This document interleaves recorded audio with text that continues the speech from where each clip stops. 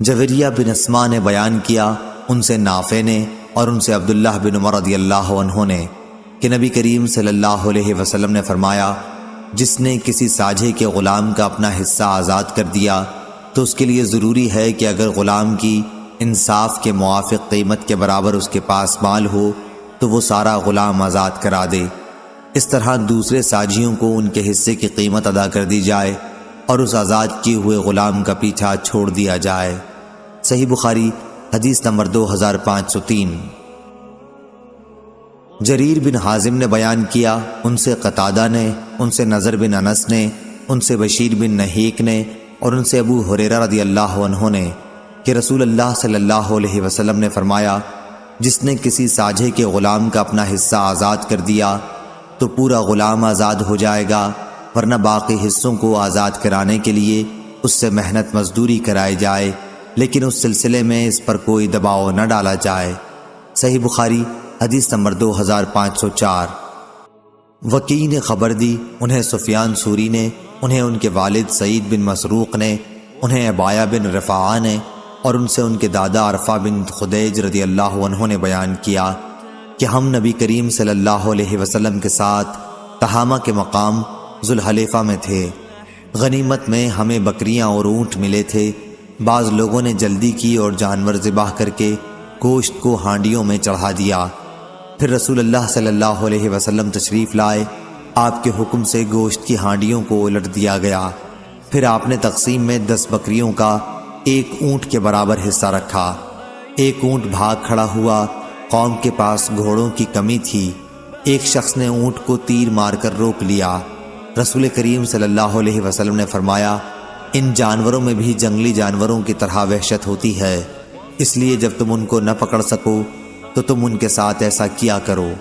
عبایہ نے بیان کیا کہ میرے دادا نے عرض کیا، یا رسول اللہ، ہمیں امید ہے یا خطرہ ہے کہ کہیں کل دشمن سے مٹ بھیڑ نہ ہو جائے اور چھری ہمارے ساتھ نہیں ہے، کیا دھاردار لکڑی سے ہم ذبح کر سکتے ہیں؟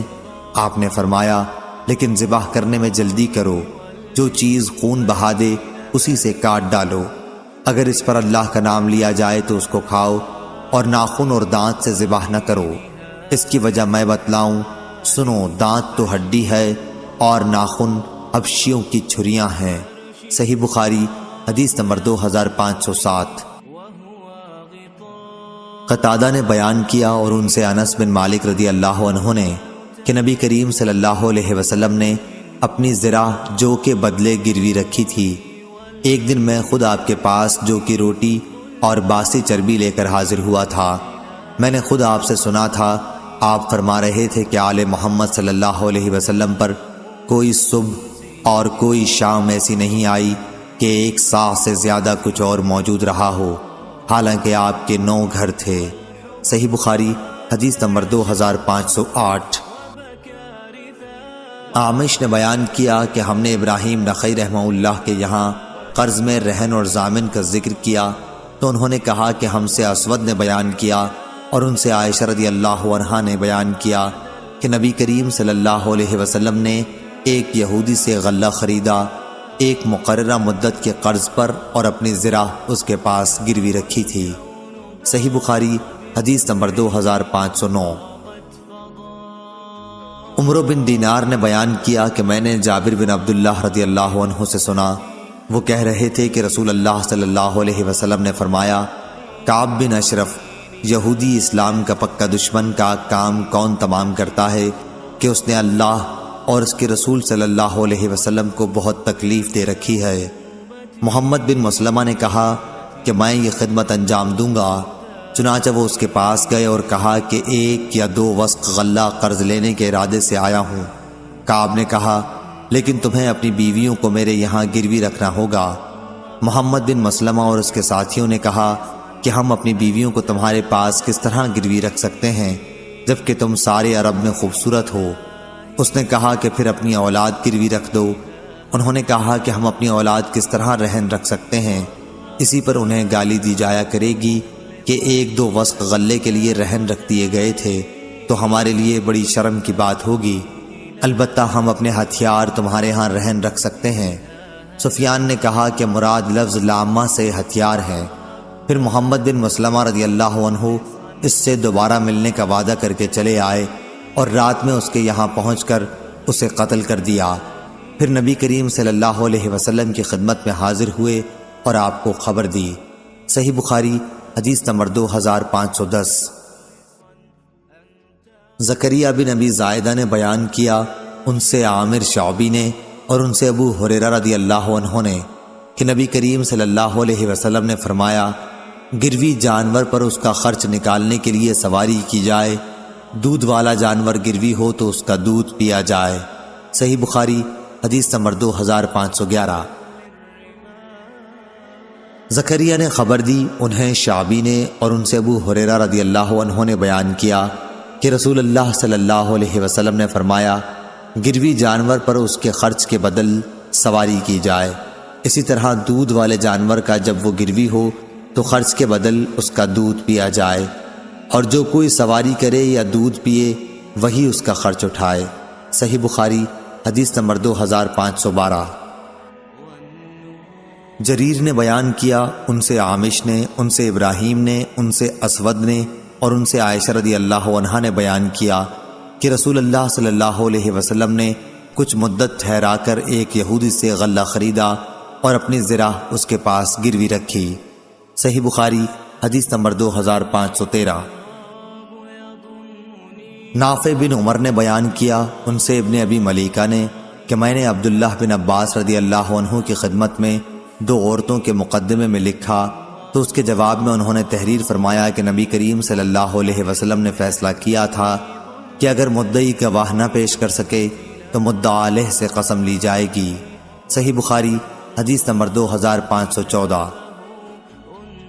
سعید بن مرجانہ نے بیان کیا اور ان سے ابو ہریرہ رضی اللہ عنہ نے بیان کیا کہ نبی کریم صلی اللہ علیہ وسلم نے فرمایا، جس شخص نے بھی کسی مسلمان غلام کو آزاد کیا تو اللہ تعالیٰ اس غلام کے جسم کے ہر عضو کی آزادی کے بدلے اس شخص کے جسم کے بھی ایک ایک عضو کو دوزخ سے آزاد کرے گا۔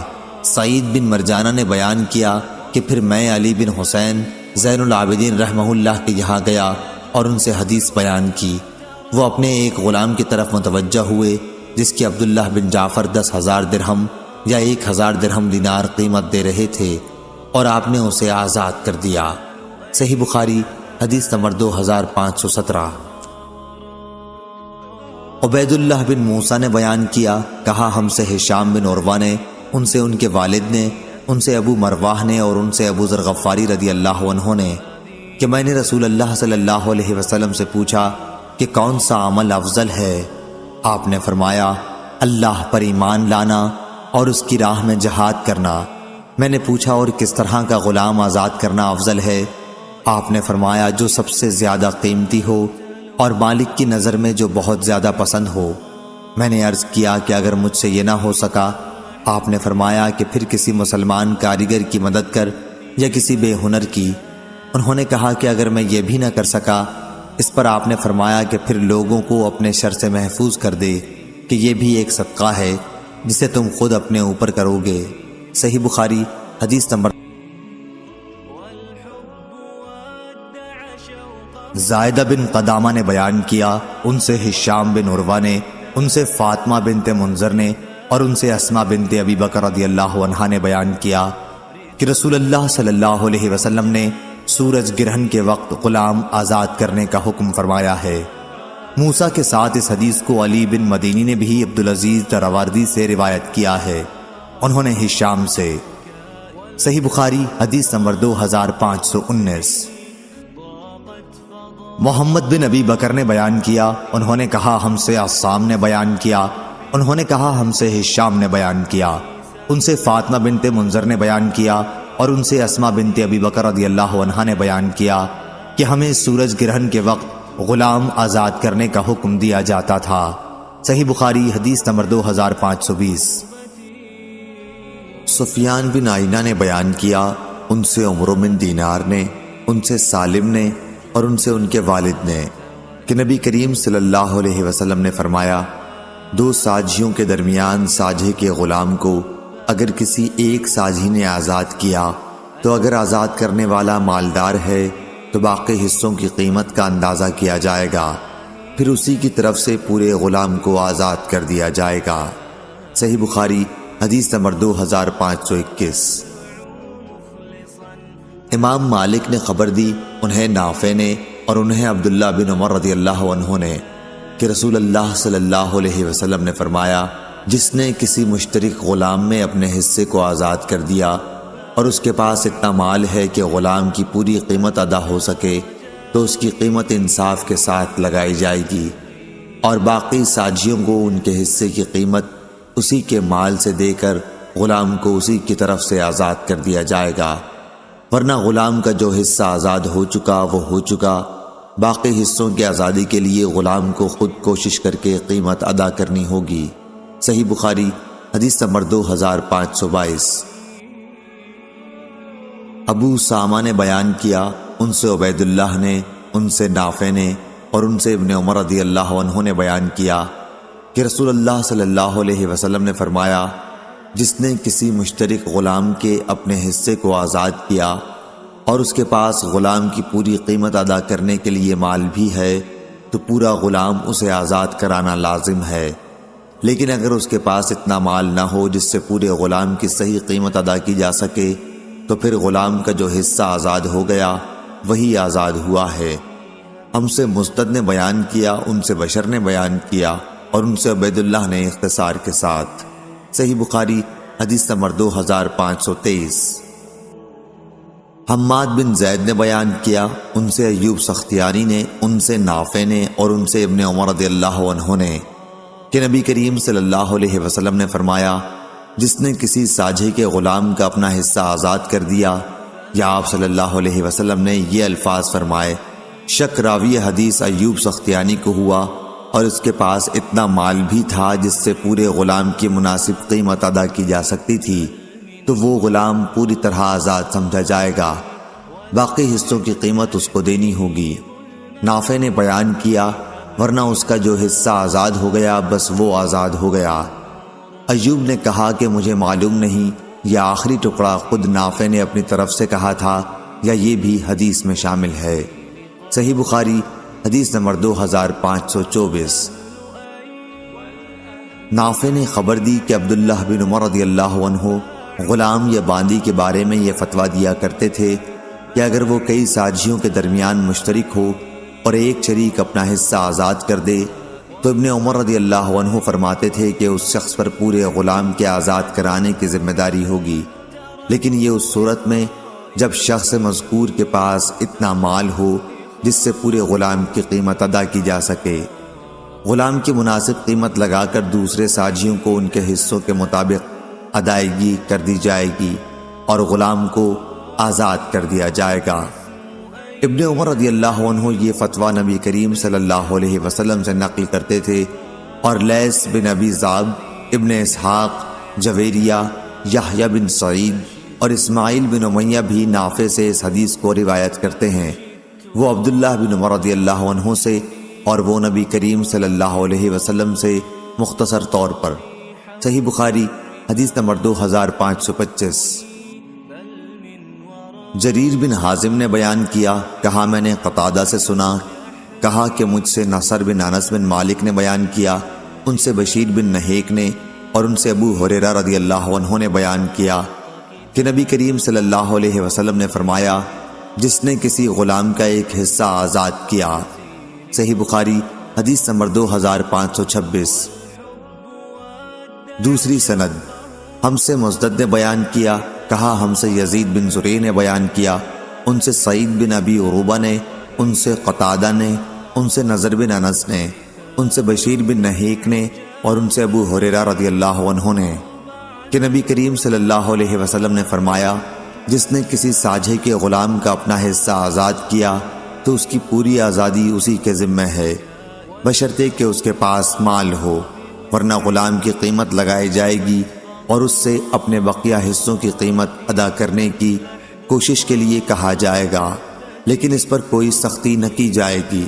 سعید کے ساتھ اس حدیث کو حجاج بن حجاج اور ابان اور موسیٰ بن خلف نے بھی قتادہ سے روایت کیا، شعبہ نے اسے مختصر کر دیا ہے۔ صحیح بخاری حدیث نمبر 2527۔ مسعر نے بیان کیا، ان سے قتادہ نے، ان سے زرارہ بن اوفا نے اور ان سے ابو ہریرہ رضی اللہ عنہ نے کہ رسول اللہ صلی اللہ علیہ وسلم نے فرمایا، اللہ تعالیٰ میری امت کے دلوں میں پیدا ہونے والے وسوسوں کو معاف کر دیا ہے جب تک وہ انہیں عمل یا زبان پر نہ لائیں۔ صحیح بخاری حدیث نمبر 2528۔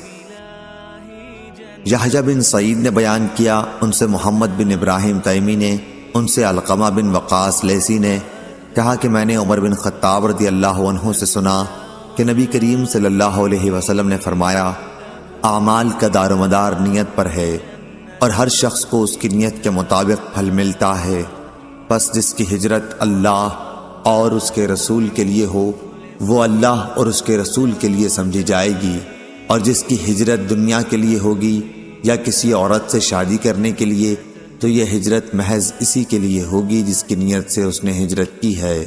صحیح بخاری حدیث نمبر 2529۔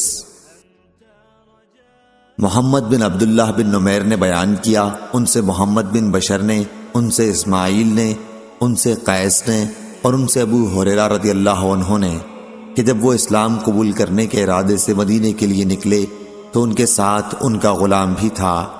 راستے میں وہ دونوں ایک دوسرے سے بچھڑ گئے۔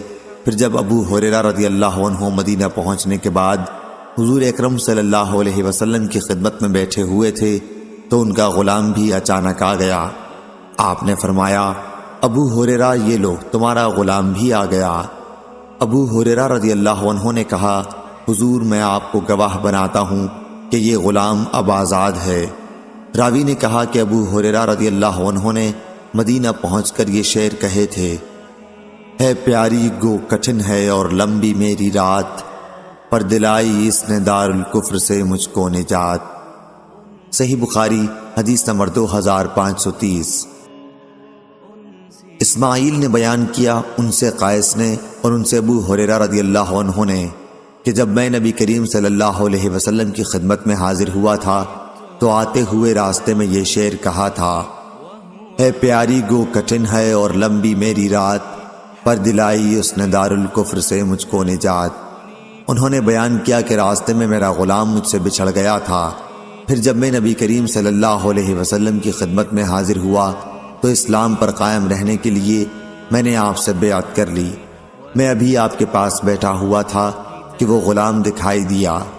رسول کریم صلی اللہ علیہ وسلم نے فرمایا، ابو ہریرہ یہ دیکھ تیرا غلام بھی آ گیا۔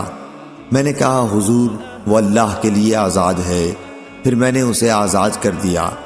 امام بخاری فرماتے ہیں کہ ابو کریم نے اپنی روایت میں ابو اسامہ سے یہ لفظ نہیں روایت کیا کہ وہ آزاد ہے۔ صحیح بخاری حدیث نمبر 2531۔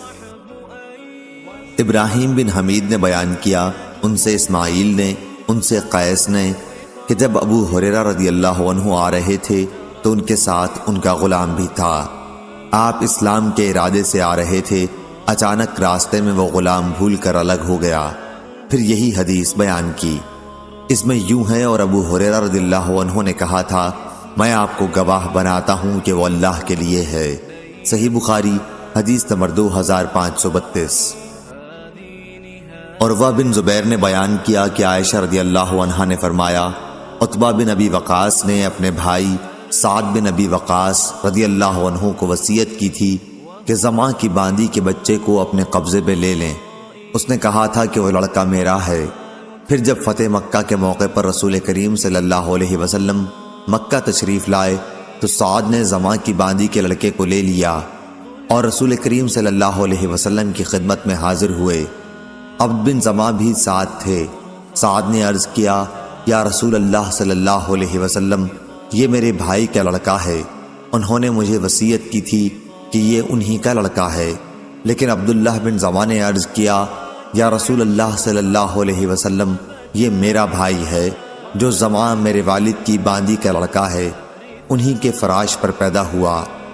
رسول اللہ صلی اللہ علیہ وسلم نے زماں کی باندی کے لڑکے کو دیکھا تو واقعی وہ عتبہ کی صورت پر تھا، لیکن آپ نے فرمایا، اے عبد بن زماں، یہ تمہاری پرورش میں رہے گا کیونکہ بچہ تمہارے والد ہی کے فراش میں پیدا ہوا ہے۔ آپ نے ساتھ ہی یہ بھی فرما دیا، کیا اے سودا بنت زماں رضی اللہ عنہا ام المومنین، اس سے پردہ کیا کر۔ یہ ہدایت آپ نے اس لیے کی تھی کہ بچے میں عتبہ کی شباہت دیکھ لی تھی۔ سودا رضی اللہ عنہا حضرت صلی اللہ علیہ وسلم کی بیوی تھیں۔ صحیح بخاری حدیث نمبر 2533۔ عمرو بن دینار نے بیان کیا، انہوں نے جابر بن عبداللہ رضی اللہ عنہ سے سنا، انہوں نے کہا کہ ہم میں سے ایک شخص نے اپنی موت کے بعد اپنے غلام کی آزادی کے لیے کہا تھا۔ پھر نبی کریم صلی اللہ علیہ وسلم نے اس غلام کو بلایا اور اسے بیچ دیا۔ جابر رضی اللہ عنہ نے بیان کیا کہ پھر وہ غلام اپنی آزادی کے پہلے ہی سال مر گیا تھا۔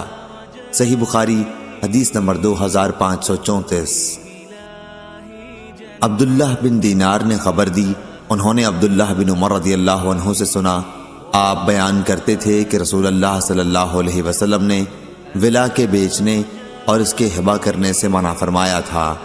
صحیح بخاری حدیث نمبر 2535۔ جریر نے بیان کیا، ان سے منصور نے، ان سے ابراہیم نے، ان سے اسود نے اور ان سے عائشہ رضی اللہ عنہا نے بیان کیا کہ بریرہ رضی اللہ عنہا کو میں نے خریدا تو ان کے مالکوں نے ولا کی شرط لگائی کہ آزادی کے بعد وہ انہی کے حق میں قائم رہے گی۔ میں نے رسول کریم صلی اللہ علیہ وسلم سے اس کا ذکر کیا تو آپ صلی اللہ علیہ وسلم نے فرمایا، تم انہیں آزاد کر دو۔ ولا تو اسی کی ہوتی ہے جو قیمت دے کر کسی غلام کو آزاد کر دے۔ پھر میں نے انہیں آزاد کر دیا۔ پھر نبی کریم صلی اللہ علیہ وسلم نے بریرہ رضی اللہ عنہا کو بلایا اور ان کے شوہر کے سلسلے میں انہیں اختیار دیا۔ بریرہ نے کہا کہ اگر وہ مجھے فلاں فلاں چیز بھی دیں تب بھی میں اس کے پاس نہ رہوں گی، چنانچہ وہ اپنے شوہر سے جدا ہو گئیں۔ صحیح بخاری حدیث نمبر 2536۔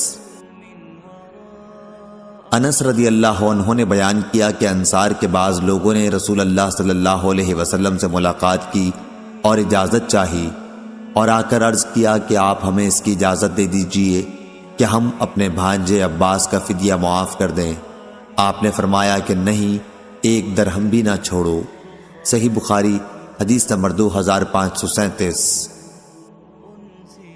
ابو اسامہ نے بیان کیا، ان سے ہشام نے، انہیں ان کے والد نے خبر دی کہ حکیم بن حزام رضی اللہ عنہ نے اپنے کفر کے زمانے میں 100 غلام آزاد کیے تھے اور 100 اونٹ لوگوں کی سواری کے لیے دیے تھے۔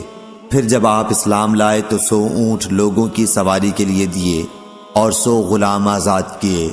پھر انہوں نے بیان کیا کہ میں نے رسول اللہ صلی اللہ علیہ وسلم سے پوچھا، یا رسول اللہ صلی اللہ علیہ وسلم، بعض ان نیک اعمال کے متعلق آپ کا فتویٰ کیا ہے جنہیں میں بنیت ثواب کفر کے زمانے میں کیا کرتا تھا؟ ہشام بن عروہ نے کہا، یا تحنس بہا کے معنی تبرر بہا کے ہیں۔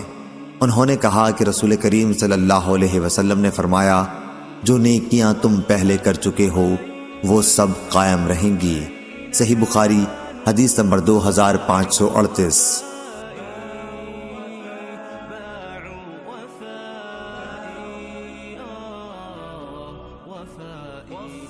ابن عون نے خبر دی، انہوں نے بیان کیا کہ میں نے نافع رحمہ اللہ کو لکھا تو انہوں نے مجھے جواب دیا کہ نبی کریم صلی اللہ علیہ وسلم نے بنو مصطلق پر جب حملہ کیا تو وہ بالکل غافل تھے اور ان کے مویشی پانی پی رہے تھے۔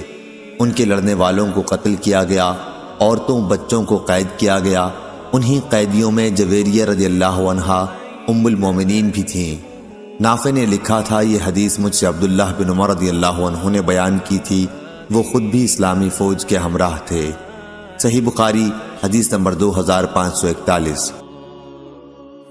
امام مالک نے خبر دی، انہیں ربیعہ بن ابی عبد الرحمن نے، انہیں محمد بن یحییٰ بن حبان نے، ان سے ابن محریز نے کہ میں نے ابو سعید رضی اللہ عنہ کو دیکھا تو ان سے ایک سوال کیا۔ آپ نے جواب میں کہا کہ ہم رسول اللہ صلی اللہ علیہ وسلم کے ساتھ غزوہ بنی مصطلق کے لیے نکلے۔ اس غزوے میں ہمیں قبیلہ بنی مصطلق کے عرب قیدی ہاتھ آئے۔ راستے ہی میں ہمیں عورتوں کی خواہش ہوئی اور عورت سے الگ رہنا ہم کو مشکل ہو گیا۔ ہم نے چاہا کہ عزل کر لیں۔ جب رسول اللہ صلی اللہ علیہ وسلم سے اس بارے میں پوچھا تو آپ نے فرمایا، تم عزل کر سکتے ہو، اس میں کوئی قباحت نہیں، لیکن جن روحوں کو بھی قیامت تک کے لیے پیدائش مقدر ہو چکی ہے وہ تو ضرور پیدا ہو کر رہیں گی۔ لہٰذا تمہارا عزل کرنا بیکار ہے۔ صحیح بخاری حدیث نمبر 2542۔ زہیر بن حرب نے بیان کیا، کہا کہ ہم سے جریر بن عبد الحمید نے بیان کیا، ان سے عمارہ بن قعقاع، ان سے ابو زرع نے اور ان سے ابو ہریرہ رضی اللہ عنہ نے کہا کہ میں بنو تمیم سے ہمیشہ محبت کرتا رہا ہوں۔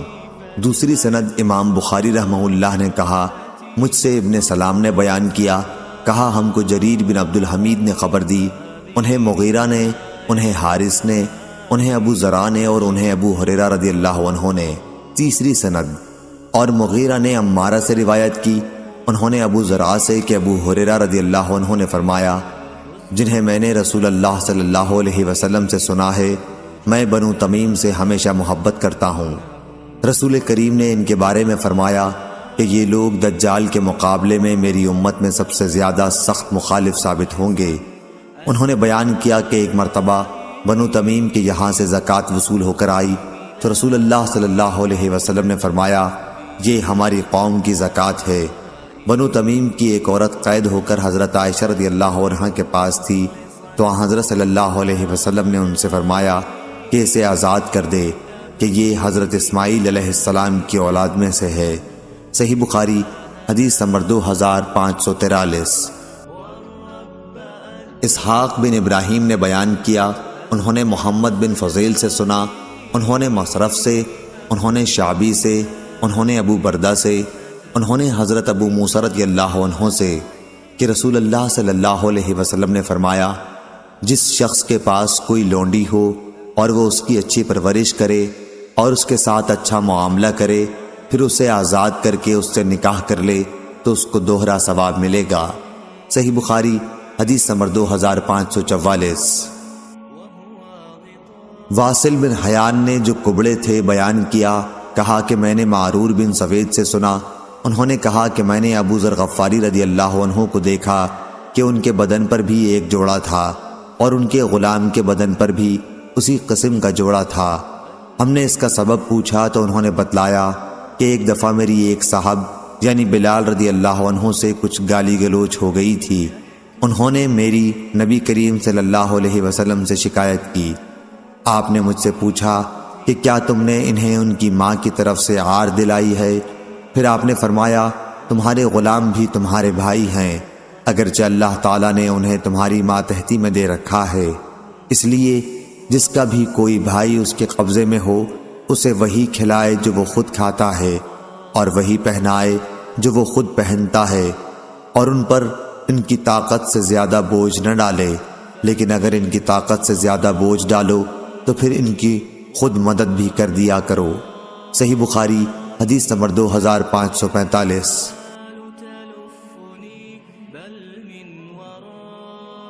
عبداللہ بن مسلمہ نے بیان کیا، انہوں نے امام مالک سے، انہوں نے نافع سے، انہوں نے عبداللہ بن عمر رضی اللہ عنہ سے کہ رسول کریم صلی اللہ علیہ وسلم نے فرمایا، غلام جو اپنے آقا کا خیر خواہ بھی ہو اور اپنے رب کی عبادت بھی اچھی طرح کرتا ہو تو اسے دگنا ثواب ملتا ہے۔ صحیح بخاری حدیث نمبر 2546۔ سفیان سوری نے خبر دی صالح سے، انہوں نے شعبی سے، انہوں نے ابو بردہ سے اور ان سے ابو موسیٰ اشعری رضی اللہ عنہ نے بیان کیا کہ رسول کریم صلی اللہ علیہ وسلم نے فرمایا، جس کسی کے پاس بھی کوئی باندی ہو اور وہ اسے پورے حسن و خوبی کے ساتھ ادب سکھائے، پھر آزاد کر کے اس سے شادی کر لے تو اسے دگنا ثواب ملتا ہے، اور جو غلام اللہ تعالیٰ کے حقوق بھی ادا کرے اور اپنے آقاؤں کے بھی تو اسے بھی دگنا ثواب ملتا ہے۔ صحیح بخاری حدیث نمبر 2547۔ یونس نے خبر دی، انہوں نے زہری سے سنا، انہوں نے کہا کہ میں نے سعید بن مسیب سے سنا، انہوں نے کہا کہ حضرت ابو ہریرہ رضی اللہ عنہ نے بیان کیا کہ ان سے نبی کریم صلی اللہ علیہ وسلم نے فرمایا، غلام جو کسی کی ملکیت میں ہو اور نیکوکار ہو تو اسے 2 ثواب ملتے ہیں۔ اور حضرت ابو ہریرہ رضی اللہ عنہ نے کہا، اس ذات کی قسم جس کے ہاتھ میں میری جان ہے، اگر اللہ تعالیٰ کے راستے میں جہاد، حج اور والدہ کی خدمت کی روک نہ ہوتی تو میں پسند کرتا کہ غلام رہ کر مروں۔ صحیح بخاری حدیث نمبر 2548۔ ابو اسامہ نے بیان کیا، ان سے عامش نے، ان سے ابو صالح نے بیان کیا اور ان سے ابو ہریرہ رضی اللہ عنہ نے کہ نبی کریم صلی اللہ علیہ وسلم نے فرمایا، کتنا اچھا ہے کسی کا وہ غلام جو اپنے رب کی عبادت تمام حسن و خوبی کے ساتھ بجا لائے اور اپنے مالک کی خیر خواہی بھی کرتا رہے۔ صحیح بخاری حدیث نمبر 2549۔ یحییٰ قطان نے بیان کیا، ان سے عبید اللہ نے، ان سے نافع نے کہا اور ان سے عبداللہ بن عمر رضی اللہ عنہ نے کہ رسول اللہ صلی اللہ علیہ وسلم نے فرمایا، جب غلام اپنے آقا کی خیر خواہی کرے اور اپنے رب کی عبادت تمام حسن و خوبی کے ساتھ بجا لائے تو اسے دگنا ثواب ملتا ہے۔ صحیح بخاری حدیث نمبر 2550۔